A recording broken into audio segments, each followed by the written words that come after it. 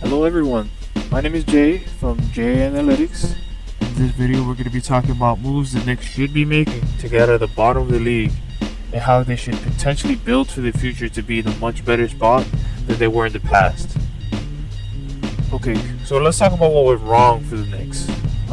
What went wrong for the Knicks is kind of has to start with Phil Jackson. Like, that has to be one of the worst decisions they ever made to make him GM and president and give him all that power. He really didn't know what direction he wanted to take the Knicks, and because of that, he overpaid some players. One being Joakim Noah, with a huge contract, and then him getting injured.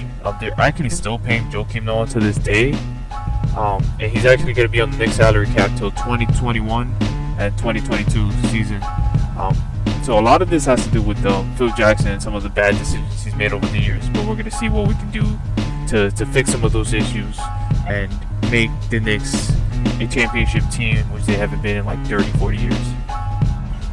Okay, so here are some things I think the Knicks should do in the upcoming draft. I think the Knicks should draft a point guard that can go get them some buckets.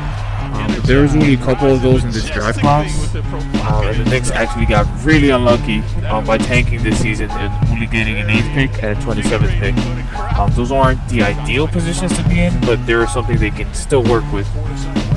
Unfortunately for the Knicks, the LaMelo Ball isn't going to drop that far. I don't think he would have succeeded in a Knicks type environment anyways.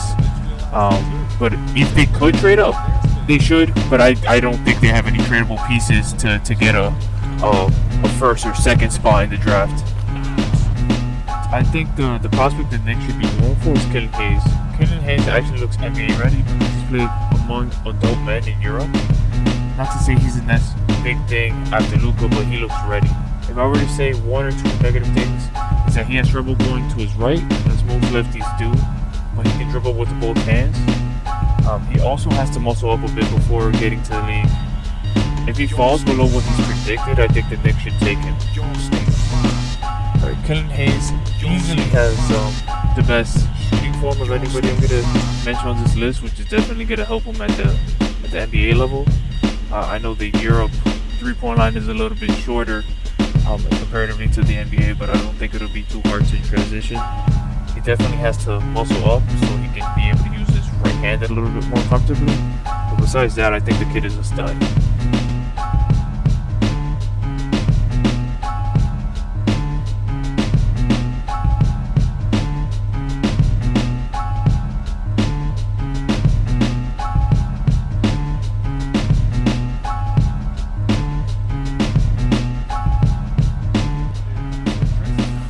Okay, so who I think the Knicks are going to end up getting is actually Tyrese Halliburton, which I think is actually a great option. He actually has great court awareness and is a very willing passer, and he lets the offense come to him. He never tries to force the issue unless he has to. He's a very good shooter, but his shooting form is very odd, but oddly fast. He actually shot 41% in his sophomore year in Iowa State. That'd actually be considered elite company in the NBA. But because he has a weird form, whenever he's in a situation where he has to make a move and do a dribble pull-up, his mechanics look very off, and it's something he's going to have to work at when he gets to the next level. He's also very lean, which is why he doesn't drive to the basket very often, and he has a very low free throw rate. If he puts on a couple of pounds, I think that'll help him at the next level. I think pairing him with RJ would actually be a very good idea because he's such a willing passer, and I think it would help RJ's spot up percentage.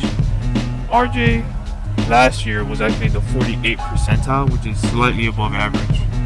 So I think with a good ball handler and a good passer, that'll definitely go up and help the Knicks offense next season.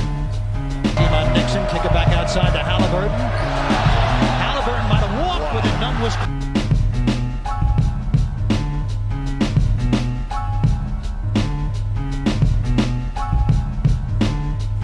Okay, so for the 27th pick, I'll make this short and concise. Either pick up Tyler Bay, who has a very smooth jumper or decent vision for a big man whose body type looks like he could be a very good defender in the league. or pick up Desmond Bain for basically more of the same reason, but he doesn't have the passing ability as Tyler.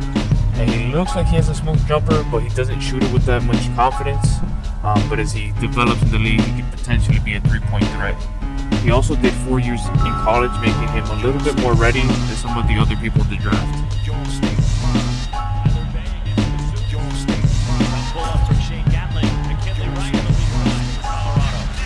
Tyler Bay, 3. Alright, so next season there are 5 people whose contracts are not guaranteed. That's Todd, Alfred Wayne, Reggie Bullock, and Mitchell. The only person worth keeping, in my opinion, is Mitchell Robinson. Because his contract payout is supposed to be very small. He's actually, in my opinion, been the most efficient player on the team. And getting rid of 4 of those guys would help clear out $29.5 million of cap space. Who I think they should sign for this type of money, I think they should sign somebody like Fred VanVleet, who has shown that he can go out there and just go get you a bucket.